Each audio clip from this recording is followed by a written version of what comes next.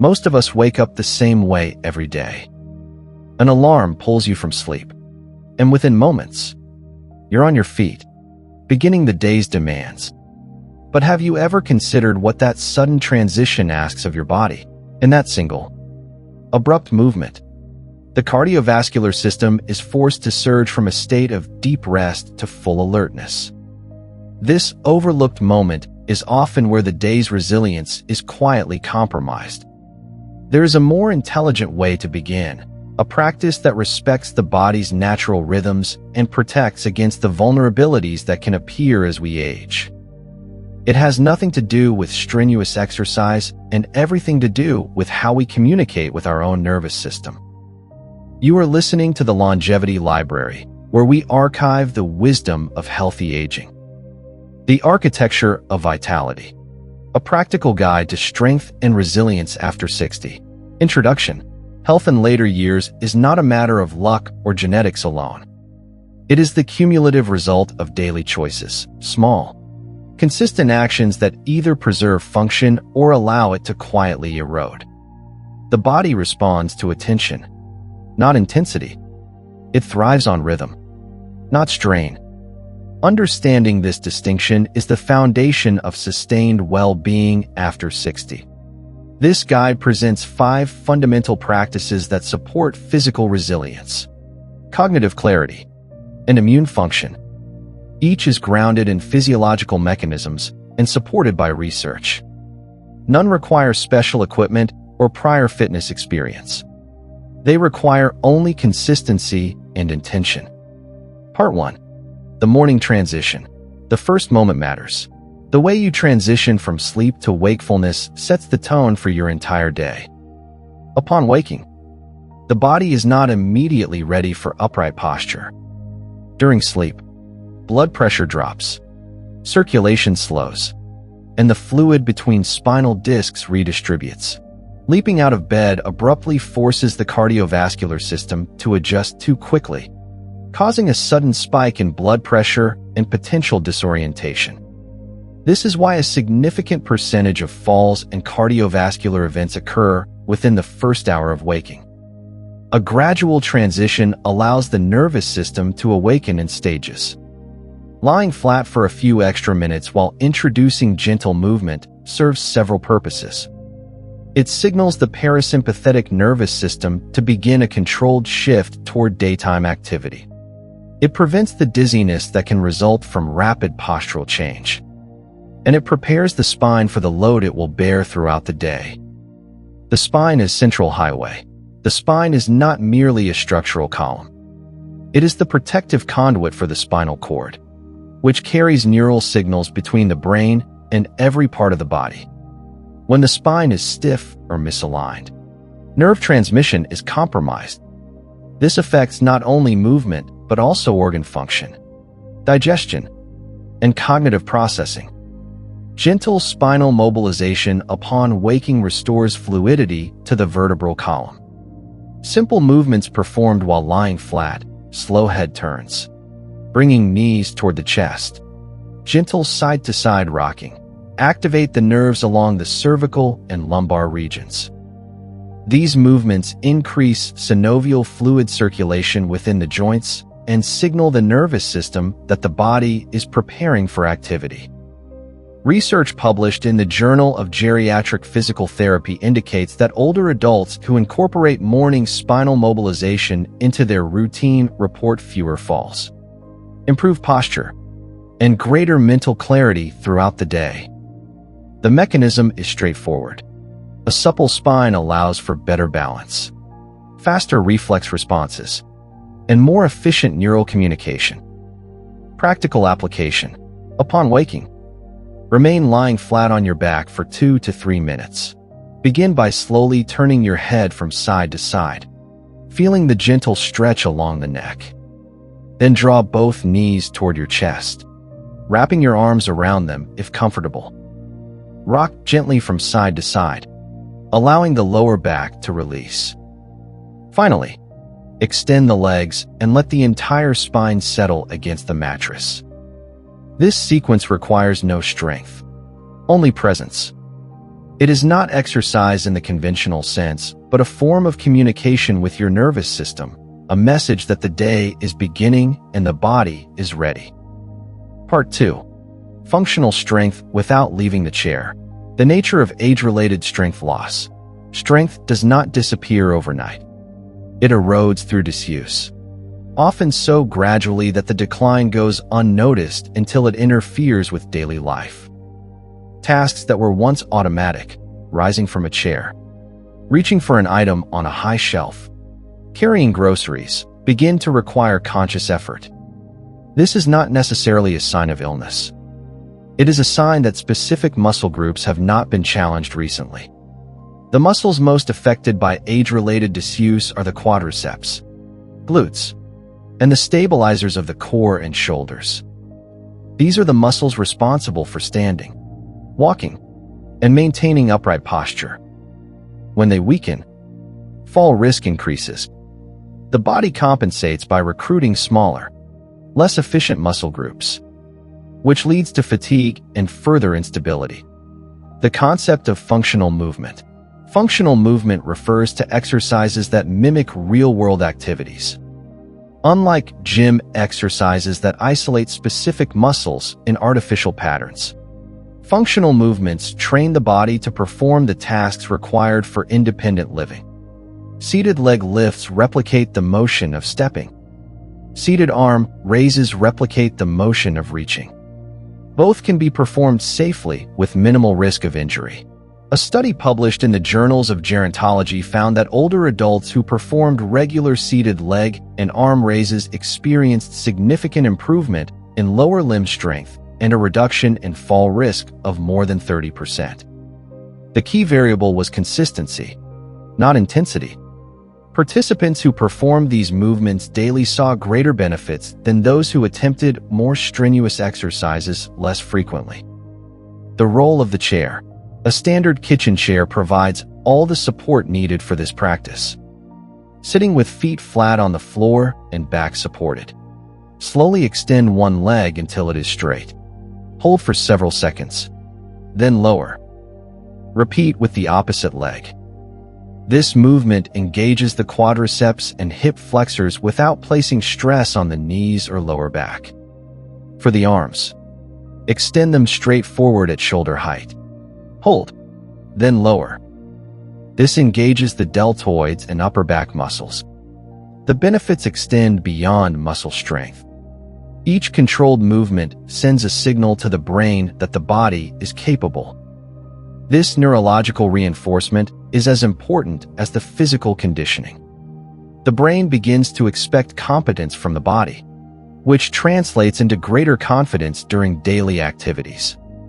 Practical application. Begin with 5 repetitions per leg and 5 per arm. Move slowly, with attention to the sensation of the muscles engaging. There is no need to rush or to increase repetitions rapidly. The goal is not fatigue, but reawakening. Over weeks, the movements will feel easier, and the body will respond more readily when called upon during everyday tasks. Part 3. The breath as regulator. The autonomic nervous system and stress. The autonomic nervous system governs the functions that occur without conscious thought: heart rate, digestion, respiration.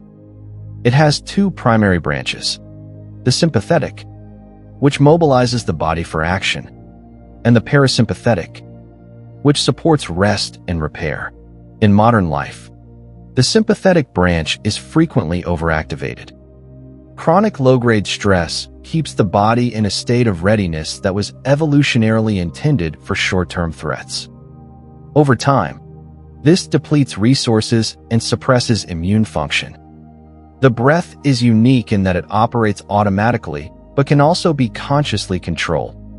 This makes it a bridge between the voluntary and involuntary nervous systems. By changing the pattern of breathing, you can directly influence which branch of the autonomic nervous system is dominant. The 4-7-8 pattern, a specific breathing pattern. Inhale for 4 counts. Hold for 7. Exhale for 8, has been shown to activate the parasympathetic nervous system. The extended exhale stimulates the vagus nerve, which runs from the brainstem to the abdomen and serves as a primary conduit for parasympathetic signals. When the vagus nerve is activated, heart rate slows, blood pressure decreases, and digestive processes are optimized. The mechanism is straightforward. During inhalation, the heart rate increases slightly. During exhalation, it decreases. By prolonging the exhalation, you emphasize the deceleration phase, signaling to the entire system that it is safe to shift into rest mode. The hold between inhalation and exhalation allows carbon dioxide to accumulate slightly, which further calms the nervous system. Systemic effects. Regular practice of this breathing pattern produces measurable changes. Cortisol levels decrease. Inflammatory markers decline. Oxygen delivery to tissues improves. Sleep quality often enhances, partly because the practice lowers the baseline activation of the nervous system before bed. Immune function benefits from the reduction in chronic stress, which otherwise suppresses the activity of natural killer cells and other immune components. Research has demonstrated that consistent breath work can reduce blood pressure in individuals with hypertension and improve symptoms of anxiety and mild depression. For older adults, who may face multiple sources of stress, health concerns, loss of loved ones, financial pressures, this simple intervention offers a way to restore equilibrium without medication. Practical application. Find a comfortable seated position. Close the eyes if that feels natural. Inhale quietly through the nose for 4 seconds. Hold the breath for 7 seconds. Exhale completely through the mouth for 8 seconds, making a gentle whooshing sound. Repeat this cycle 4 times.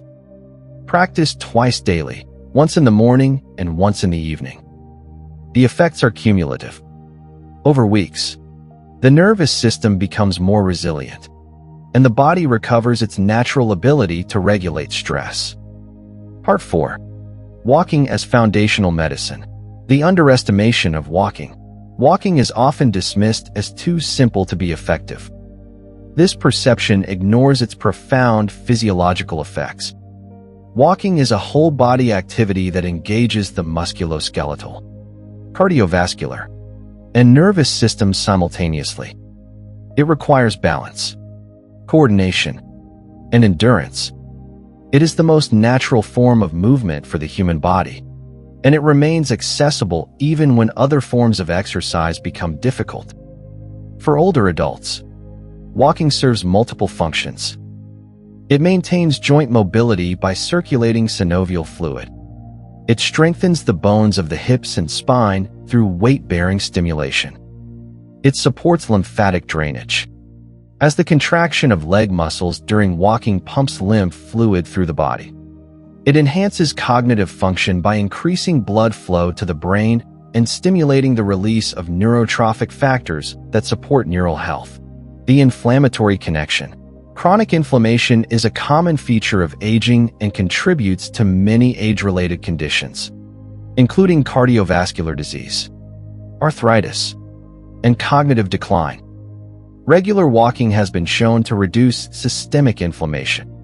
A study published in the British Journal of Sports Medicine found that just 20 minutes of walking per day significantly lowered inflammatory markers in older adults.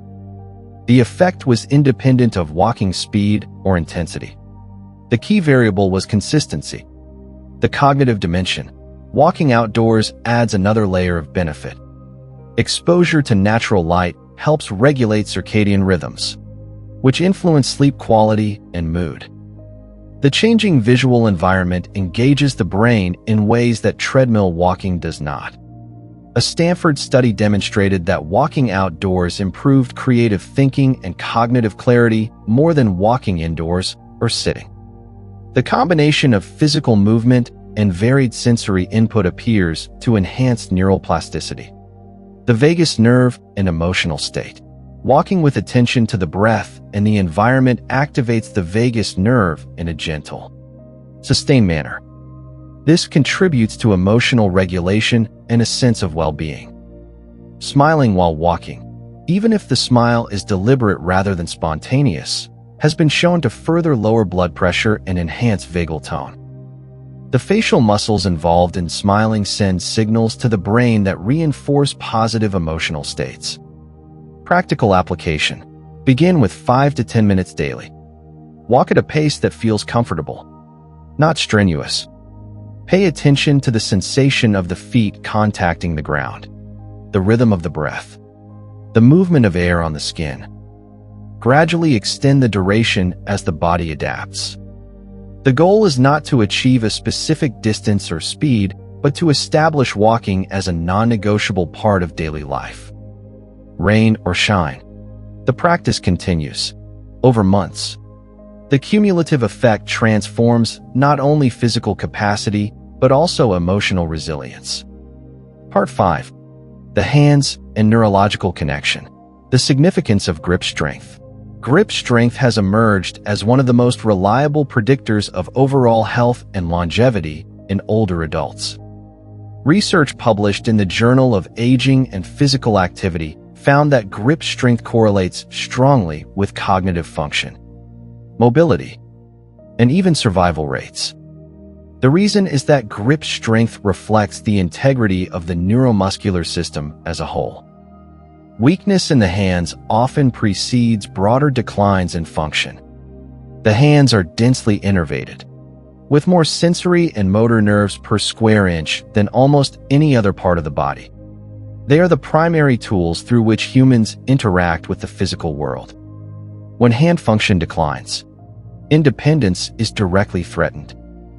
Simple tasks, opening jars, buttoning shirts, writing, become challenges. The loss of hand function is not merely a practical inconvenience. It affects identity and self-perception.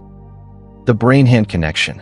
The areas of the brain dedicated to hand movement and sensation are disproportionately large compared to other body parts. This reflects the evolutionary importance of manual dexterity. When hand exercises are performed, they activate not only the muscles of the hand and forearm, but also the corresponding regions of the brain. This neural stimulation helps maintain cognitive function and may slow age-related cognitive decline. Simple hand opening and closing movements increase blood flow to the fingers and hands, delivering oxygen and nutrients while removing metabolic waste products. For individuals with arthritis, these movements can reduce stiffness and pain by circulating synovial fluid through the small joints of the hands. Practical application. Each morning, before engaging in any other activity, take 1 minute to perform hand opening and closing exercises. Begin with the hands relaxed.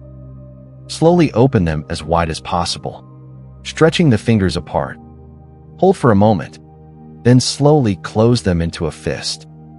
Hold the fist gently for 5 seconds, then release. Repeat 10 times. This requires no equipment and can be done anywhere. Over weeks, grip strength improves, dexterity returns, and the neurological connection between brain and hands is reinforced. Part 6. Integration and consistency. The principle of accumulation. Health after 60 is not built through occasional bursts of effort. It accumulates through daily practice. Each of the 5 practices described requires only a few minutes. Together, they can be completed in less than 30 minutes spread throughout the day. The time investment is minimal. The return on that investment, in terms of preserved function, reduced fall risk, and maintained independence, is substantial. The role of intention. The effectiveness of these practices depends less on the physical movements themselves than on the intention behind them. Moving with attention, feeling the body respond, and acknowledging the act of self-care all contribute to the outcome. The nervous system registers not only the mechanical stimulus, but also the emotional context. When you care for your body with kindness, the body responds differently than when you approach movement as a chore or obligation. Starting at any age, It is never too late to begin. The body retains the capacity for adaptation throughout life. Muscle tissue responds to stimulation at any age. Neural pathways can be reinforced. Balance can be improved. The research is clear. Individuals who begin exercise programs in their 60s, 70s, or even 80s experience measurable benefits. The key is to start where you are, without waiting for ideal conditions or perfect motivation. The cumulative effect. Each practice reinforces the others. Morning spinal mobilization prepares the body for seated strength exercises. Seated strength exercises build the foundation for walking. Walking enhances the effects of breath work by engaging the cardiovascular system. Breath work calms the nervous system, allowing the body to repair and regenerate. Hand exercises maintain the dexterity needed for daily tasks and support cognitive function. Together, they form an integrated system of self-care that addresses the whole person. Conclusion. The architecture of vitality in later years is built from small, consistent actions. It does not require dramatic lifestyle changes, expensive equipment, or heroic effort. It requires only the willingness to show up each day and attend to the body with patience and respect. The spine, the muscles, the breath, the walking stride, the hands, each plays a role in maintaining the function and independence that make life worth living. None of these practices will make headlines. They will not produce rapid transformation or dramatic results. But over months and years, they accumulate into something profound. A body that remains capable, a mind that remains clear, and a life that remains fully one's own. Begin today, not because it is easy, but because it matters. The body you care for now is the body that will carry you into the years ahead. The true architecture of vitality isn't built in a single afternoon at the gym. It is constructed through the small, daily decisions to move with intention, to breathe with purpose, and to greet your body not with demands, but with respect. The most important takeaway is this: a long and independent life is not a matter of luck, but the cumulative result of consistent, gentle practices that honor how the body was designed to function. As you go about your week, we invite you to observe your own morning transitions, your posture in a chair, the rhythm of your breath. Consider the quiet conversation you have with your body each day, and feel free to share any reflections or insights in the comments below. If you found value in this archive entry, we welcome you to explore more of our videos and subscribe so you never miss a chapter in our growing library of wisdom. This is the Longevity Library. Listen, learn, and live longer.